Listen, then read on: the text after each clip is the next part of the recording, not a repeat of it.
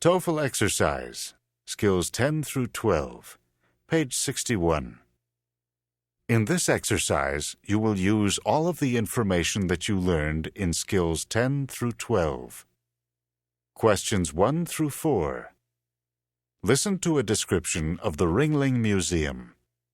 In a few minutes, we'll be arriving at the Ringling Museum in Sarasota, Florida. This museum was built by John Ringling and his wife Mabel. John Ringling became famous as one of the Ringling brothers, who formed the Ringling Brothers Circus. We'll be visiting two areas, the Museum of Art and the Circus Gallery. The Museum of Art contains some excellent Baroque paintings, including some by Rubens.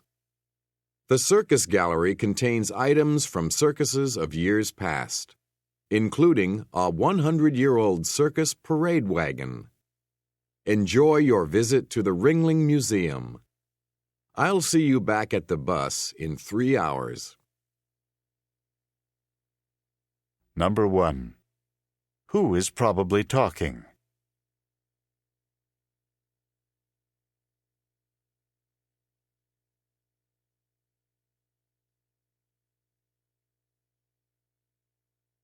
Number 2. Why did John Ringling become famous?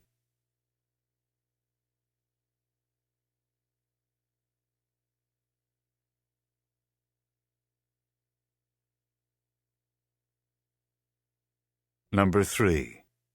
What is included in the Circus Gallery?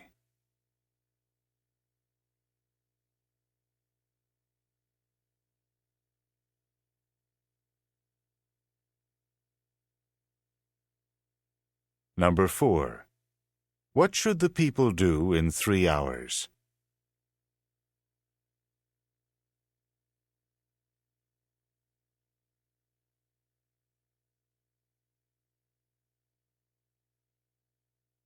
Questions 5 through 8. Listen to a lecture by a business professor. Henry Ford's Model T automobile is a great example of the benefits of mass production. Henry Ford introduced the Model T in 1908. These first Model T cars weren't mass-produced. They were sold for a price of $850 each. The Model T cars were very popular, and many people wanted to own them. To meet this high demand, Henry Ford designed the first major assembly line. With this assembly line, cars could be produced more quickly, efficiently, and cheaply. Using the assembly line method of production, the company was able to produce 1,000 identical cars a day. The price of the Model T dropped from $850 to $440 per car by 1914. The price dropped even further to $290 per car by 1924. This example clearly demonstrates the effect that mass production can have on prices. Number 5. What is the Model T?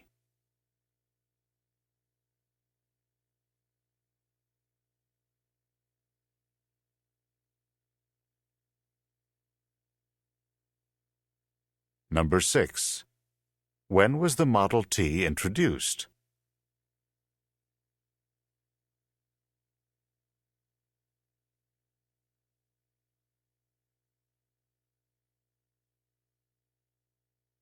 Number 7. What was not true about assembly line production by Ford?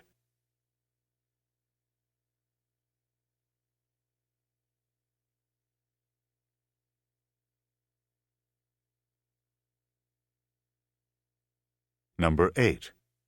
What happened to the price of the Model T over time?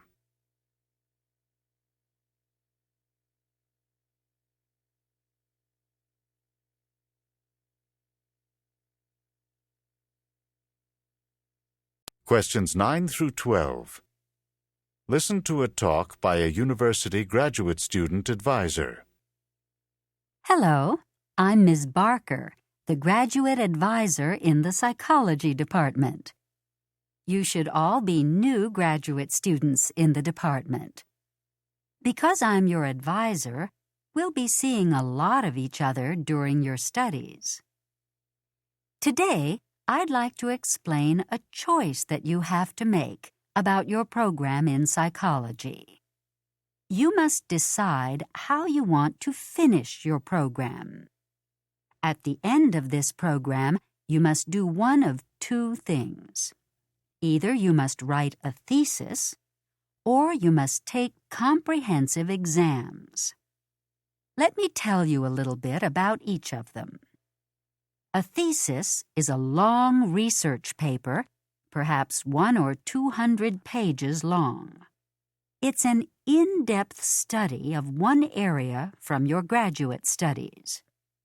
Comprehensive exams are exams that cover all of the material in your graduate program. Basically, you must decide if you want to cover one area in depth in your program, so you would write a thesis, or if you'd like a more general program, you would take comprehensive exams. You don't need to decide today about a thesis or comprehensive exams. You have 6 months to think about it. Number 9. Who is Ms. Barker talking to?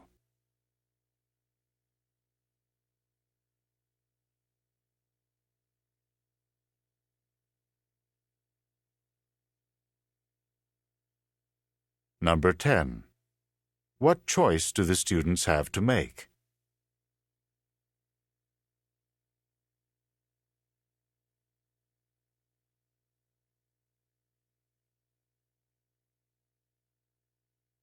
Number 11. What are comprehensive exams?